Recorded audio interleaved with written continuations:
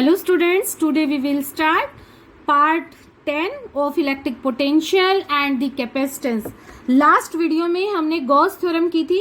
आज हम Gauss theorem से कूलम्स लॉ फाइंड आउट करेंगे कि कैसे निकालते हैं. ओके, तो लेट अस स्टार्ट.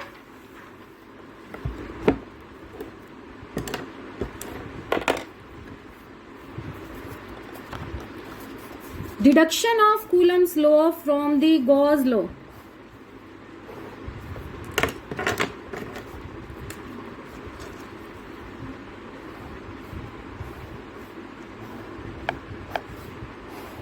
इसके लिए हमने एक सरफेस मान लिया, स्फेरिकल सरफेस, और यहां पर हमने स्मॉल सरफेस एरिया, ठीक है, ds कंसीडर कर लिया. इसका एरिया वेक्टर आपके पास ये होगा n यूनिट वेक्टर से, ठीक है. कोई भी पॉइंट है आपके पास यहाँ पर p पॉइंट, ठीक है. p पॉइंट पर आपका पोजीशन वेक्टर जो है r है, और electric field line makes an angle 0 degree, ठीक है, makes an angle 0 degree with respect to area vector. Okay, तो ये आपके पास इलेक्ट्रिक फील्ड लाइंस हो गई.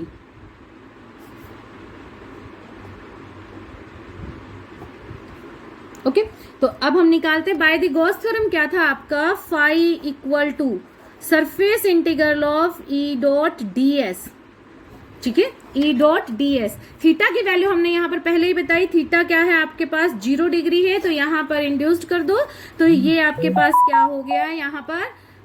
Surface integral of E D S, ठीक है. और अकॉर्डिंग टू गॉस थ्योरम क्या था ये आपके पास? क्यू अपॉन में एप्सिलॉन नॉट. तो ये हो गया आपके पास क्यू अपॉन में एप्सिलॉन नॉट, राइट. तो अब हम यहाँ से निकालेंगे E की वैल्यू. E को बाहर ले लीजिए पहले, और इसका सरफेस इंटीग्रल हो गया आपके पास S. तो E इंटू में S equal to Q upon में epsilon not.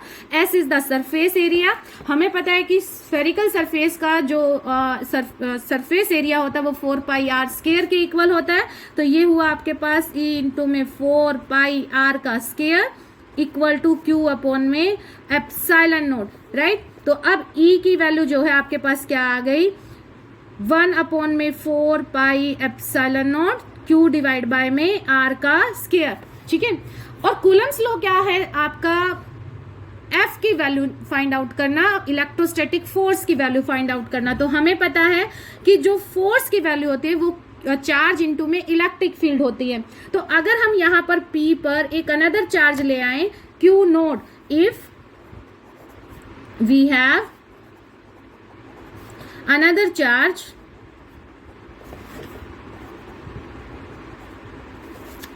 Q node at point P, ठीक है. तो आपके पास जो F इलेक्ट्रोस्टैटिक फोर्स होगा Fe, वो क्या हो जाएगा? Q नॉट इंटू में E हो जाएगा, और Q नॉट इंटू में E करेंगे तो E की वैल्यू पुट कर दीजिए, तो ये हो गया Q not Q divide by में 4 पाई एप्सिलॉन नॉट R का स्क्वायर, ठीक है. तो ये आपके पास 1 अपॉन में 4 pi epsilon not Q not divide by में R स्क्वायर, और यही क्या था आपका? कूलम्स लॉ था, ठीक है. इसको 1 अपॉन 4 पाई R स्क्वायर को आप 1 अपॉन 4 पाई एप्सिलॉन नॉट को आप K भी पुट कर सकते हैं. तो ये हो जाएगा K Q not divide by में R का स्क्वायर, राइट. तो इसी को क्या बोला जाता है? कूलम्स लॉ बोला जाता है, ठीक है. कूलम फोर्स बोला जाता है. तो that is the Coulomb force, ठीक है. तो ये हो गई आपके पास deduction of electrostatic force by the Gauss theorem. तो अब है electric field intensity due to infinitely long straight uniformly charged wire. तो देखिए अब हमारे पास ये यूनिफॉर्मली चार्ज्ड वायर एक इनफाइनाइटली लॉन्ग स्ट्रेट हमने कंसीडर कर लिया, जिसके ऊपर पॉजिटिव पॉजिटिव पॉजिटिव पॉजिटिव ये इसके ऊपर चार्ज है. ओके, अब जो इस पर इलेक्ट्रिक फील्ड होगा at every point in the plane cutting wire, वो रेडियल होगा. कोई भी जो इसमें प्लेन बनेगा वो क्या बनेगा? रेडियल प्लेन बनेगा. और जो मैग्नीट्यूड होगा इलेक्ट्रिक फील्ड इंटेंसिटी का, that depend on the radial distance from this, ठीक है. तो रेडियल डिस्टेंस इससे बनाइए, ये रेडियस इधर हो गई, ये रेडियस इधर हो गई, ठीक है. तो ये यहाँ से ये और इधर से ये, सिमिलरली आप यहाँ से ले लीजिए, ठीक है. और उसके बाद अगर आप इधर से भी यहां से भी लेके जाएंगे तो एक तरह से सिलेंड्रिकल फॉर्म आपके पास आ जाएगी, सिलेंड्रिकल शेप, ठीक है, जिसकी रेडियस क्या है, आर है, ठीक है। अगर कभी भी ऐसा हो तो आपको इसी तरह से करना है, रेडियल डिस्टेंस से आपको, ओके। लैम्डा हम इसकी मान लेते हैं, lambda is the linear charge density, lambda linear charge density है, लीनियर चार्ज डेंसिटी, ओके। अब यहां पर इस साइड का जो ये आपको सर्कल दिख रहा है, सर्कुलर सरफेस दिख रहा है, उसका जो यूनिट वेक्टर या एरिया यूनिट वेक्टर होगा वो इस डायरेक्शन में होगा, यहां पर इस तरफ होगा, ठीक है।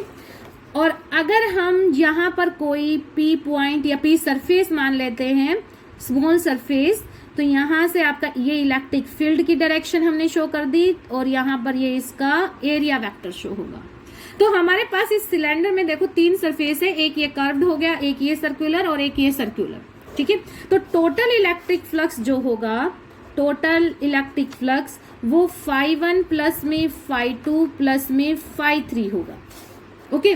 हम मान लेते हैं कि जो यहाँ इस वाले सरफेस पे वो होगा आपका φ1, इधर जो होगा वो होगा आपका φ2 और इधर मैं कंसीडर कर लेती हूँ कि ये आपका होगा φ3, ओके। तो φ1 की जो वैल्यू होगी वो होगी आपकी surface integral E dot ds plus में φ2 की जो वैल्यू होगी वो होगी E डॉट ds और सेम यही आपकी होगी E dot ds for the third curved surface के लिए। ये आपका हो गया सरफेस इंटीग्रल है, तो आपको रिप्रेजेंट इस तरह से करना है, ये आपका फर्स्ट सरफेस में, ये आपका सेकंड में और ये आपका थर्ड में। अब देखिए फर्स्ट पे चलिए, आपका जो आपका E है और एरिया वेक्टर है, देखिए E की डायरेक्शन ये हमने ली हुई है, तो एंगल कितना हो गया आपका 90 डिग्री हो गया। तो यहाँ पर जो थीटा है वो कितना हुआ 90 डिग्री, यहाँ पर जो थीटा हुआ वो भी कितना हुआ आपके पास 90 डिग्री, और इस केस में जो थीटा होगा वो कितना होगा 0 डिग्री। तो इसका मतलब due to this surface 1 and 2 वो तो आपका क्या हो गया फ्लक्स 0 प्लस 0, आपके पास बचा सिर्फ किसकी वजह से, थर्ड सरफेस की वजह से, जो किसके इक्वल होगा आपका E ds एंड इसका इंटीग्रेशन, बीच में से मैंने डॉट प्रोडक्ट हटा दी है, ठीक है, और ये वेक्टर्स भी खत्म कर दिए। क्यों?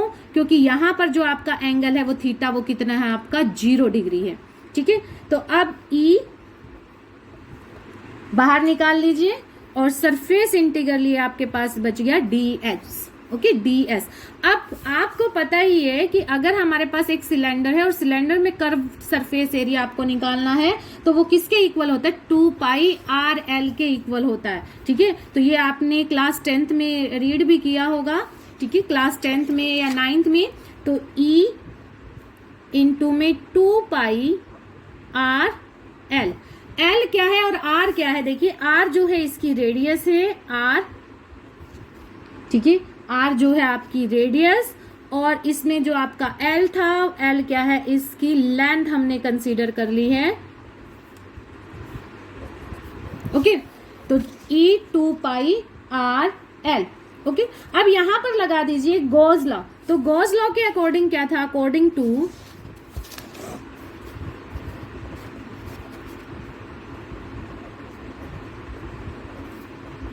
गॉस थ्योरम, ये गॉसेस लॉ,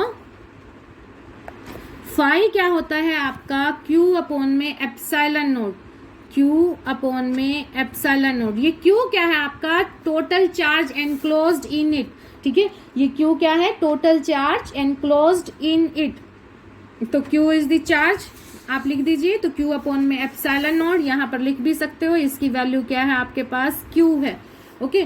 और Q भी हमने क्या लिया है पॉजिटिव लिया है, तो phi equal to Q upon epsilon naught, और इधर से आपके पास जो वैल्यू आई थी ये क्या आ गई आपके पास E 2 पाई RL। तो यहाँ से E की वैल्यू जो आपके पास आएगी E इक्वल टू हो गया आपके पास E अपॉन में 2 पाई RL और इंटू में एप्सिलॉन नोट।